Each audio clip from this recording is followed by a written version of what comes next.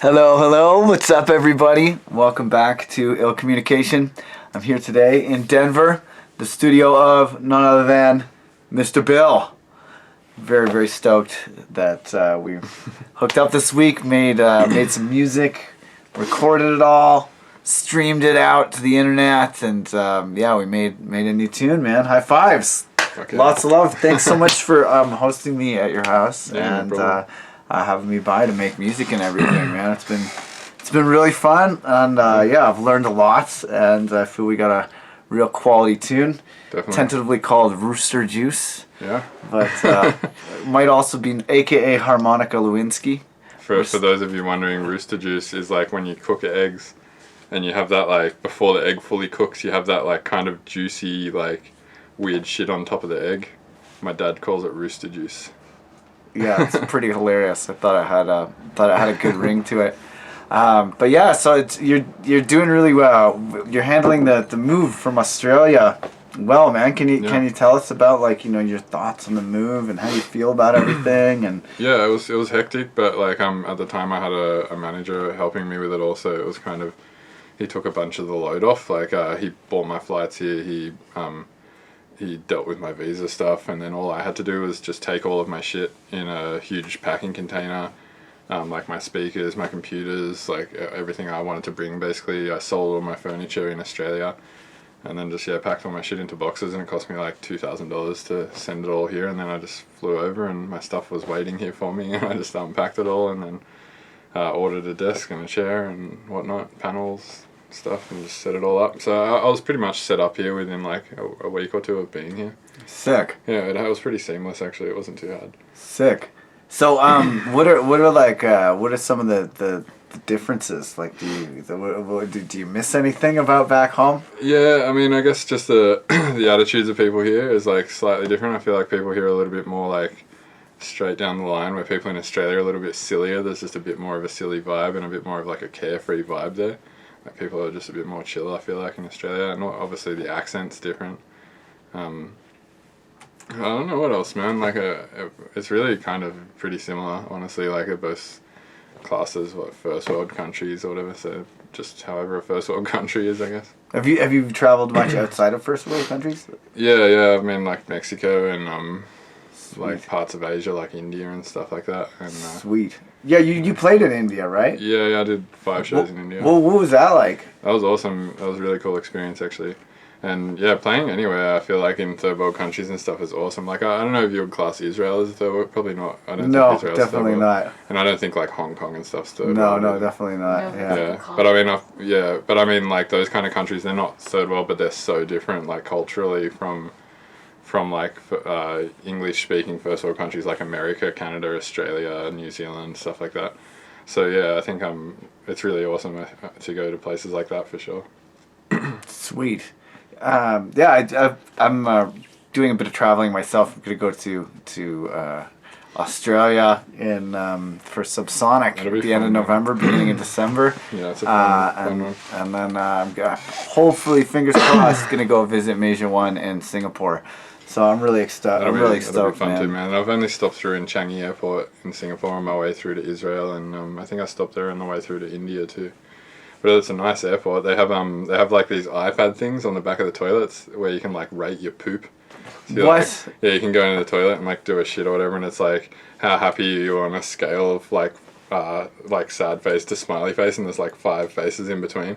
That's amazing. So it's like after you poop, you're like, yeah, wash your hands. It's pretty happy. I wonder if they're doing anything with these statistics. I don't know, man. I bet they have really, they have amazingly clean, nice toilets. So maybe they're sweet using the ratings to figure out how much work they should put into that. Sweet. So have you how do you feel that like coming to the U.S. and like, traveling around has like influenced your music? Are there any places that you feel have like had an impact on you in your travels? Yeah, I feel like just being in Denver in general is like a good place to be. Like since I've been here, I've seen more shows and played more shows in the last few months than I have in like the last year that I was living in Australia, or even probably the last 2 years. Like, I mean, you can just condense so much travel and shows and experiences in a small amount of time over here, I feel like, than when you're living in Australia, especially for the electronic music scene, because it's just like there's a lot of good music coming from there, but there's just there's not like such an inbuilt scene in Australia to play. Like, I mean, you've been there, like. Yeah, there's like, only so many cities. Yeah, there's like 4 or 5 cities that you can actually like have a decent show in, and then the rest of them you pretty much never play. And then there's like a couple of good festivals a year as well. So you can pretty much like an artist of my size living in Australia, I played like generally in a year. I do maybe between 5 and 10 shows a year in Australia. Whereas someone like, I don't know, Opio or Flume or a bigger artist like that, they can definitely do like a lot more. So it's more feasible, I feel like, for people like that to live in Australia and then make the flight over here like 3 times a year or whatever. But at my size, it just wasn't feasible. Like, I kind of just had to move here for the career thing to work. Sweet. Well, I'm really I'm stoked, man. Big moves. I'm glad they're working out. The website has been really kind of cool to watch that develop. Mr. Bill, he runs a website, Mr. Bill's Tunes, where you can subscribe and get all kinds of different goodies, including these epic recordings that he makes of building tracks from the ground up. What can you tell us about about the website and like your vision for the future of the website? Like, how does it work now, and what are you hoping to build? I mean, well, where it stands now, it's basically like what I envision for it is basically like the mecca of like my shit. So it's like people can go there and they can figure out how I'm feeling that day, and like also get my music there, and figure out how I write my music there, and interact with me there, and send me messages and send me feedback on like certain things, like by commenting on things. And I guess I don't really see anything changing too much for it in the future. I think like I'm just going to keep doing live streaming and putting those videos up, and then maybe creating more Art of Mr. Bill series and releasing project files and stems and stuff like that. And do you ever plan on making any like hits or patches or anything? Yeah, well, I mean, inherently in the project files that I release, there's a bunch of patches and drums that I make in there and stuff, so if people want, they can rip them out, but I don't necessarily like think I might one day feel the need to like package them down into nice like packs where people can just load them in and have them like all nice and shit like that. But generally, for the most part, I just like give my project files away, and if people want to know how a certain thing was made in a certain track, they can literally just open the project file, go to that section of the track, and just be like, oh, okay, I can see that he's like layered this drum with this sound with this bass or whatever, Cool. And I kind of like, I mean, that's just the way I work, so it's the way that I share, the way I work with people, and the way that I feel like the way I would work, for instance, if I heard something in one of your tracks, I wouldn't necessarily go like download your kits. I'd be more inclined to try and find the project file or the stems or something, and then listen to the individual elements and try and recreate it, or just try and see how it was made and reverse engineer it or something like that, which is the way I always did it back in the day when I was downloading things off like Tom Cosm's website and finding just like project files that people were giving away on the Ableton forums and stuff like that. Cool. So you've known Tom a long time. Yeah, I think I've known Tom for like maybe 6 or 7 years now. That's really awesome, man. Shouts out, Tom. If you're watching, man, we love you. We love all of your videos and your awesome packs and stuff. Yeah. And that Ableton April Fool's thing, that was hysterical, man. Yeah, Tom's a beast. Yeah, Tom's really rad. So who else have you like learned a lot from, and like where do you go when you're looking to up your skills? I mean, I learned a good portion of what I know from Tom, and I learned a lot of stuff from your workshop when you came to SAE in Sydney. Also, just like YouTube videos in general, random shit that I hear from like peers and friends and stuff like that, and obviously just a lot of mucking around by myself. But yeah, mostly just YouTube videos, man. Like I feel like YouTube is like the absolute place to go these days. Yeah, it's really sweet. If you want to learn about music production, like just free videos on YouTube, you can pretty much get there with that. I'm a big fan of Seamless and Vespers. Well, I don't think Seamless was around when I started, and I'm not sure Vespers was either. But Tom was definitely around when I first started. Sweet. Yeah. Seamless is awesome, man. Yeah, his videos are great, man. It's bass. How to bass. Yeah. Yeah, look up How to Bass if you want to check out basses. Yeah, it's really good. I always recommend all of my students to check out your stuff, especially like the audio, just this as regards to audio editing, you really managed to use all of the, all the features that most people just kind of like gloss over when they're writing. Like, for example, using the forward and stop slice mode on when you're warping on beats mode, and then using the like it acts as a gate is amazing. That's just such a huge tip.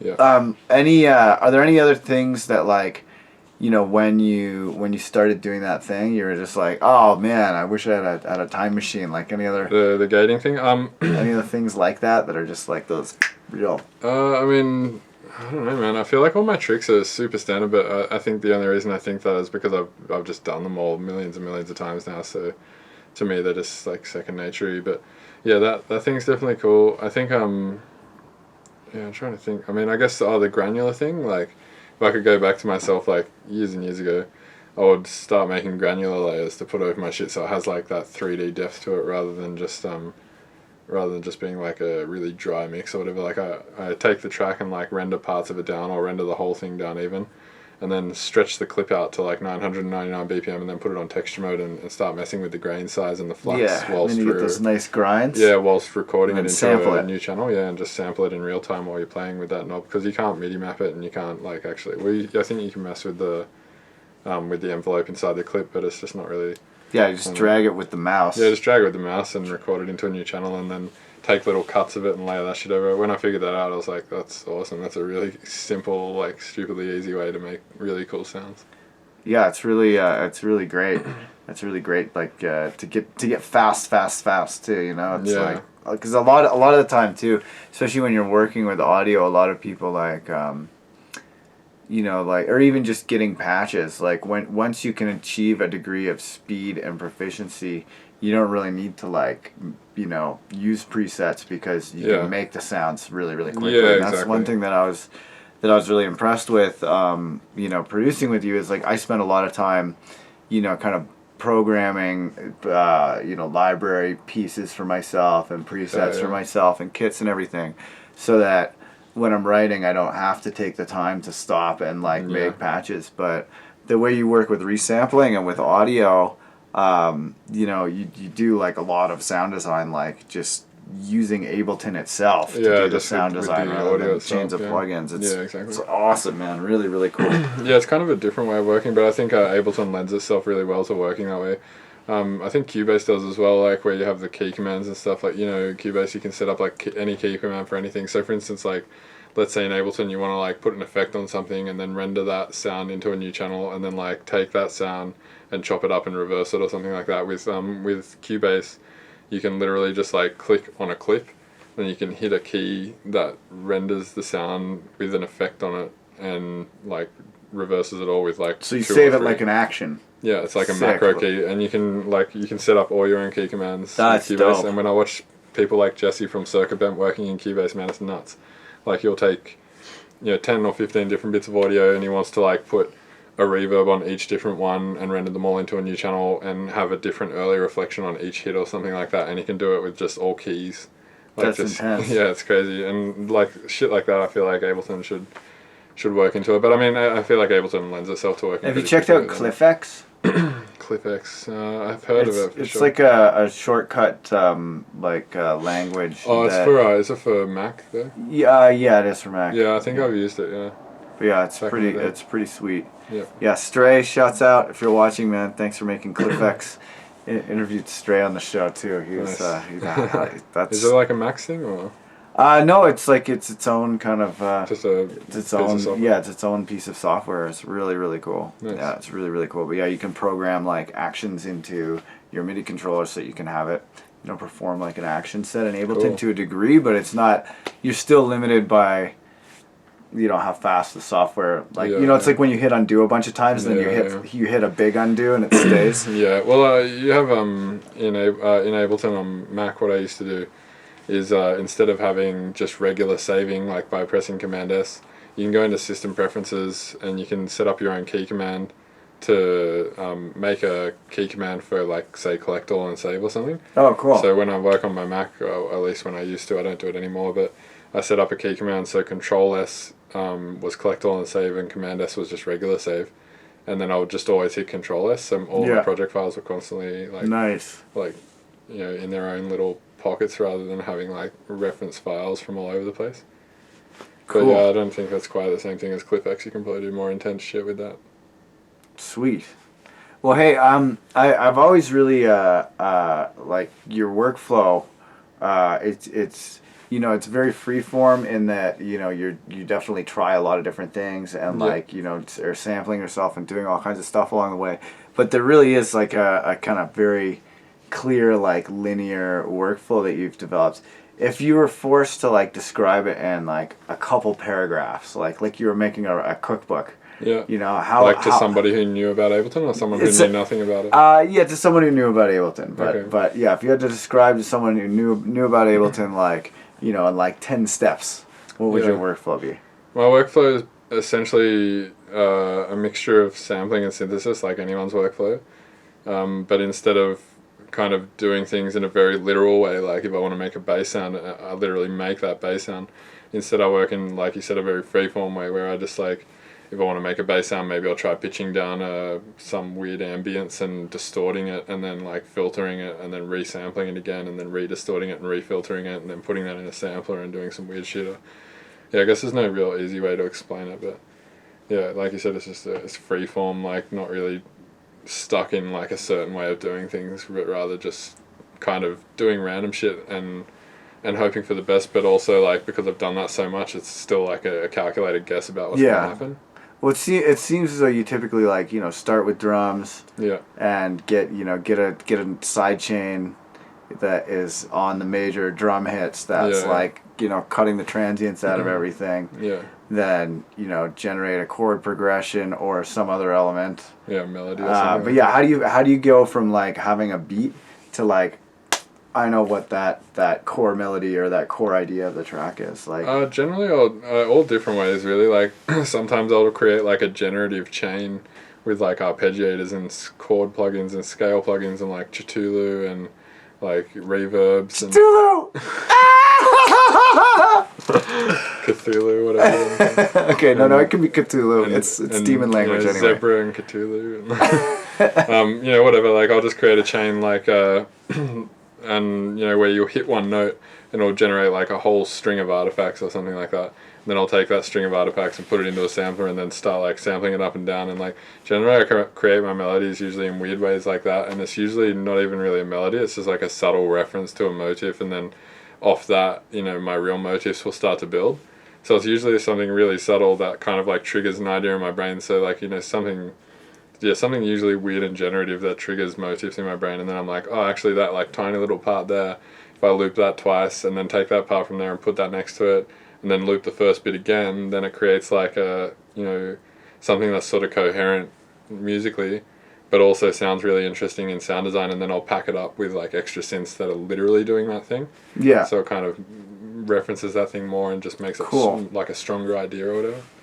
And then I'll usually just like build bass around that and build other beats around it and try and like serve the motif up in as many different ways as possible. Sweet.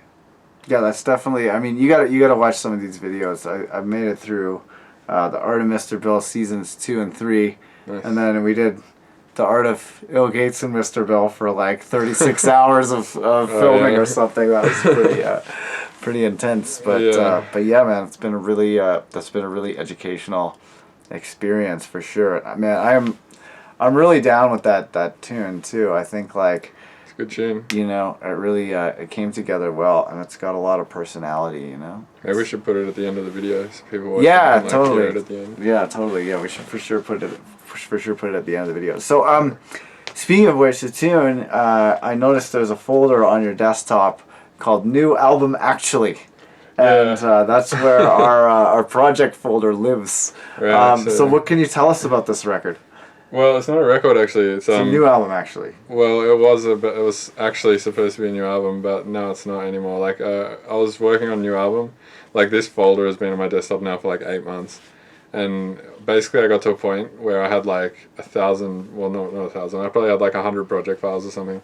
And I was just like, fuck, man, like, half of these I don't really like anymore. Half of them I just, like, don't want to do anything with.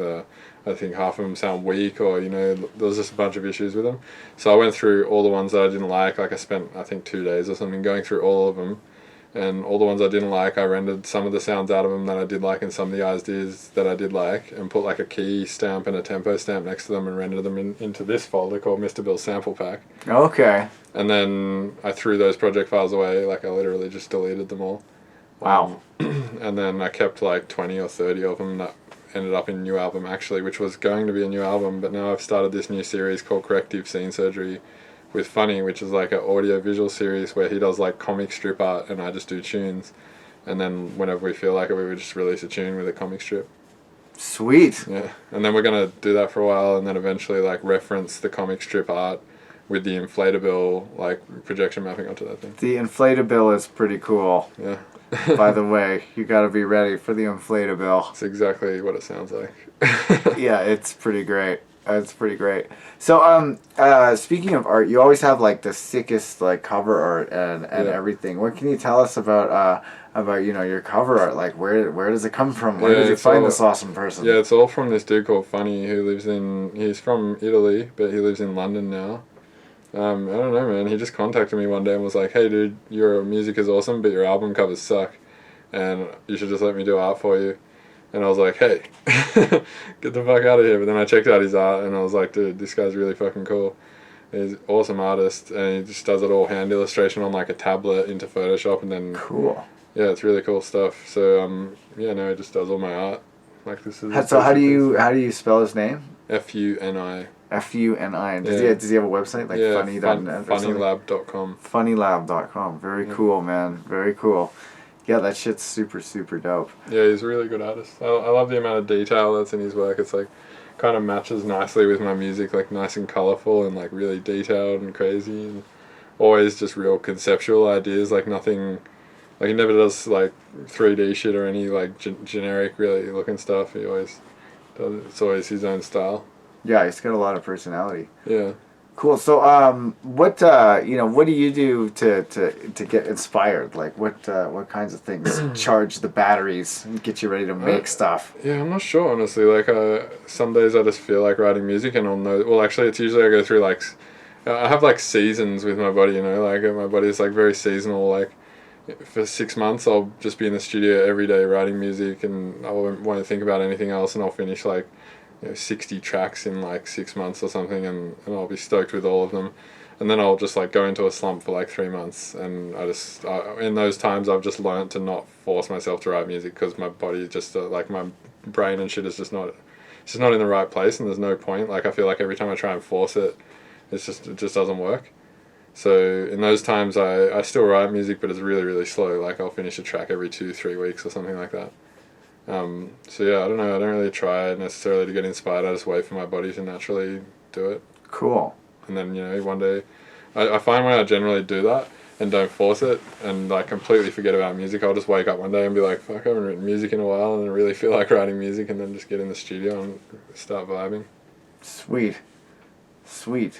Cool. So, when you go out to shows, it's one thing to go out and play a show, but it's another thing to like go to a concert and soak it up. And I've noticed you have like a wide range of musical tastes. Yeah. Can you tell us about what was one of your favorite concerts you've been to? I'd say like one of the most memorable for me was Carnival and Sunk Lotto at the Annandale Hotel in Sydney when I was like 16 or something. Cool. What kind of music was this? It was metal. Nice. But it was it's like Australian progressive metal, and it just blew me away. Like, it was a shitty small pub with shitty speakers, and there was like not that many people there, but I was just like, it was one of the first, like, because it was all ages, and I was like, I think I was 17 because I just got my license or something. Nice. And I went there and just like watched these dudes play music, and honestly, the performances probably weren't even that great. Like, if I watched them now, I'd probably think it was average as fuck, but I don't know, at the time I just like was really feeling the vibe, and it was because it was one of the first times I was like able to go to a concert because it was all ages. I was just like, fuck, this is awesome. And then, after that I went to tons of metal shows and tons of festivals and all sorts of shit, but yeah, every now and then you find one that just really hits you hard, and you're just like, fuck, that's sick, but it doesn't really happen anymore, unfortunately. it's kind of like those first few experiences that are really, really awesome. I guess the first time I went to a DUFF in Australia was pretty awesome too. And what is a DUFF for those of us who are not from Australia? A DUFF is it's basically like a music festival that happens they happen in America, but they pretty much strictly just play psytrance, and then they'll have the odd glitch or breaks artist or something like that, but it's generally just all psytrance. And it's anywhere can range from 50 to maybe 1,000 people. They're usually not that big. And you just get directions in a text message or an email or something it's real shady, and then you just drive 4 hours out into the middle of the bush and it's just a bunch of hippies basically listening to psytrance for 4 days straight through a big ass sound system. Nice. Yeah, they're pretty wild parties. They're much different. I find the festivals in America, people are kind of conservative and they eat kale and shit and they burn incense and stuff like that. But you go out to the ones in Australia, everyone's just drinking beer and smoking cigarettes, and everyone's just wasted on all sorts of shit. Yeah, it's pretty wild out there for sure. They just love psytrance. So for those of us who are not from Australia, why don't you explain to our audience what a goon bag is? A goon sack? A goon sack, sorry. A goon sack's it's like a wine cask, so it's a box, and inside it is a silver bag, and you pull the silver bag out and it's full of the cheapest, shittiest wine you can think of. It's $5 for 4 liters of wine. Yeah, they're pretty wild. And I think that people drink it there. I think you can find them here too, but I think people just don't drink them because really nice beer is super cheap. Whereas in Australia, a 6-pack of beer is $20 or something like that. It's really expensive. So people just go, well, I'm going to be efficient and spend $5 on this thing that's going to get me super drunk. And if you're going to a festival, especially a DUFF or something like that, you're going to be out there for 4 days and you want to get drunk every day, then you just buy 4 of those, it's $20. And people have been known at the DUFFs to inflate their goon sacks and use them as pillows after they've drank all the wine. I thought that was particularly clever. It is pretty clever, yeah. It's you don't have to take a pillow with you, just take a sleeping bag and use that. Always thinking the Aussies. Yeah. Yeah, man, it's a great place, man. So much good music is coming out of there. Anyone you want to give shout outs to, or Circuit Band, man, 100%. They just put a new EP out 3 or 4 days ago, and it's nuts. I've actually got a remix on there, so yeah, you should check it out. We listened to it. He's not lying. It's good. It's really good. Yeah, very cool. So any favorite plugins or anything that people can look up that any homework you want to assign all the would-be producers out there? Yeah, go learn Zebra 2. It's made by Yuhi, a guy called Urs Heckman. And yeah, I would suggest learning that plugin. It's good because it's as simple or as complex as you want it to be. When you open it, it's literally just an envelope, an oscillator, an LFO, and then some global effects and some normal shit that you see on other synths. But you can add as many modules as you like, and every time you add a module, it creates a new module on the synth. So if you want, you can have 100 modules. Like on Massive, you only have 3 oscillators and then your noise oscillator. Yeah. And then 2 filters, and then whereas Zebra, you can have I think you can have up to 8 filters or 9 filters or something. You can have up to 6 or 7 oscillators. You can have the interface is pretty clean too. I like it's really clean. I like the way it has a performer in it, Massive, the multi-stage envelope generator. Yeah, he used that a bunch in our track. Yeah, it has really 4 of those. It has 7 LFOs in it or something. I think it has 4 normal LFOs and then 2 of these other type of LFOs, which are really cool. Then it has those mod mapper things, which is the thing where I was pressing the key and it was just choosing a random value for that thing. All the oscillator effects are really nice on it. It sounds really good. And if you're a preset junkie, then it just comes with a lot of good presets as well. Sweet. Cool. Well, hey, it's been a slice, man. Thanks so much for jamming and writing music with me, man. It was such a great experience, and I can't wait to share our track with the world. All right, Lots of love, Bill. Thanks a lot. All right, thanks for watching, everyone. Peace out. Catch you later.